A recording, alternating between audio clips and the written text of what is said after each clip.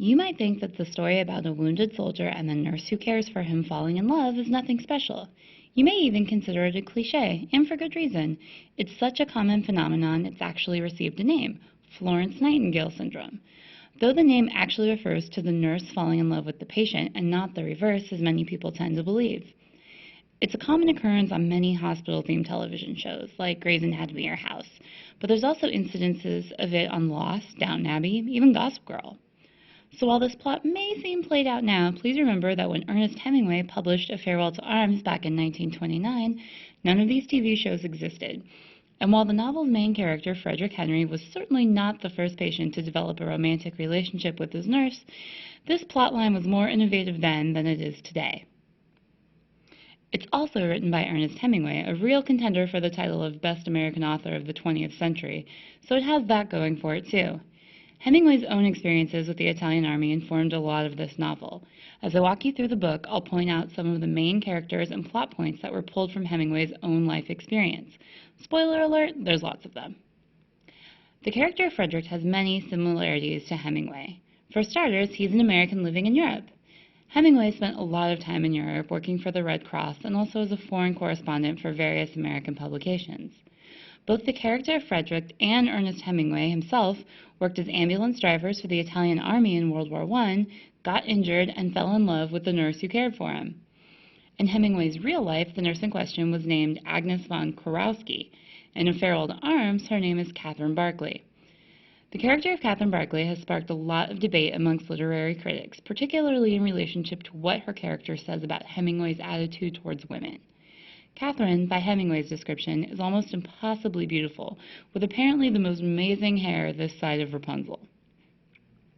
Feminist critics tend to find Catherine too submissive, too willing to do anything to make Frederick happy and keep his love, and having no will of her own. Remember, there were no Beyoncé songs then to inspire women to do their own thing.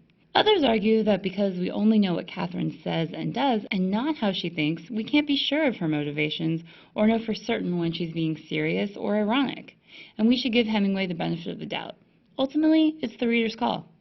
Now, Frederick and Catherine have actually met before Frederick's injury when Catherine was seeing Frederick's friend Rinaldi, a doctor for the Italian army and all-around ladies' man.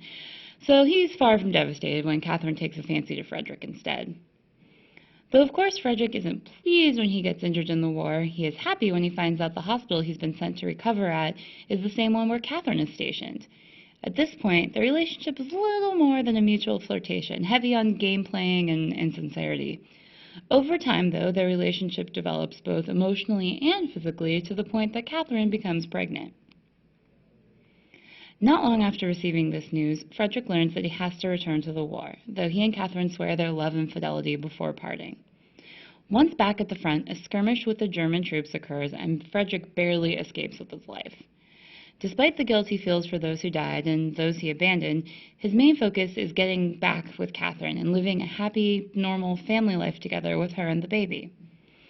The two eventually do reunite and escape to Switzerland, and it seems like they will get that happily ever after that Frederick dreamed of.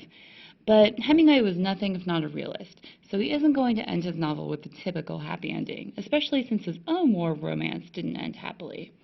Ernest and Agnes, the inspiration for Catherine, planned to get married, but Agnes would eventually dump Ernest for an Italian soldier. Burn. Some think that this is the reason Hemingway always seemed to have another woman waiting in the wings when his marriages ended. He wanted to be the one to do the dumping from then on. So Ernest doesn't get his happy ending, and neither does Frederick. He loses both Catherine and the baby in a dramatic and horrifying delivery. The novel ends with Frederick leaving the hospital to walk back to the hotel in the rain. If you think a sad person walking alone in the rain is a cliché as well, you probably have Ernest Hemingway to thank. The rain is both a depressing and also cleansing aspect, washing away this chapter of Frederick's life and preparing him for the next, whatever that may be. Though Ernest Hemingway set his novel A Farewell to Arms around World War I, it is not a book that glorifies war. This novel shows how war can inflict both physical and emotional wounds, and, even if it doesn't kill you, can still destroy your life. No one said Hemingway was a major upper. That being said, by having Frederick and Catherine's romance develop in a military hospital in World War I Italy, it does also show how love can make people happy and hopeful even in the most grim of circumstances.